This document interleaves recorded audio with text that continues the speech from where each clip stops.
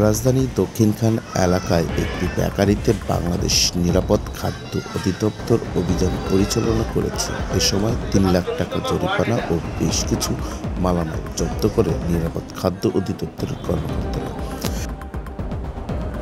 বুধবার দুপুরে দক্ষিণখান এলাকায় আশা ফুড প্রোডাক্ট নামে একটি বেকারিতে অভিযান পরিচালনা করে নিরাপদ খাদ্য অধিদপ্তরের নির্বাহী ম্যাজিস্ট্রেট ইশরাত সিদ্দিকা। তিনি বলেন, বেকারির ভেতরে পরিবেশ একেবারেই নোংরা, অস্বাস্থ্যকর খাবার আমরা জব্দ করেছি। এগুলো আমরা আমাদের অফিসে নিয়ে যাব। তাদের ৩ লাখ টাকা জরিমানা করা হয়েছে এবং তাদেরকে ১ মাসের সময় বেঁধে দেওয়া হয়েছে। তারা তাদের পরিবেশ ভারসাম্য ফিরিয়ে আনবে।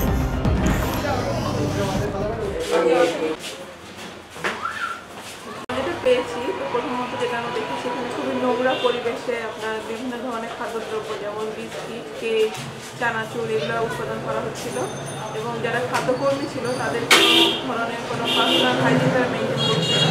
তারা খালি হাতে বিস্কিট করছে, যেটা প্রস্তুতকৃত প্রোডাক্ট সেটাও তারা খালি হাতে করছে।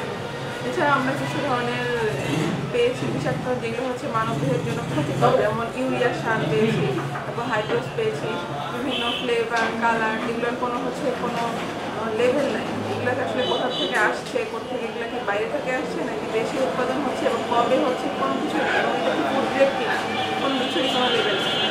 এছাড়া আমরা লাইসেন্সটা কিছু অসামঞ্জস্যতা পেয়েছি এবং তাদের আরেকটা যেটা মেজর ছিল সেটা তারা অগ্রিম ডেট দিচ্ছে। আমরা কেক পেয়েছি, যেমন আজকে 11 তারিখ, তারা 12 তারিখের ডেট দিয়ে এটা বাজার করে দিচ্ছে।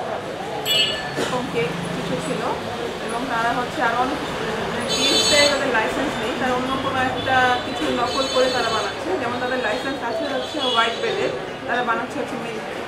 তো এই ধরনের কিছু অসম্মতি পেয়েছি। তো এই কারণে আমরা নিরাপদ খাদ্য আইন 2013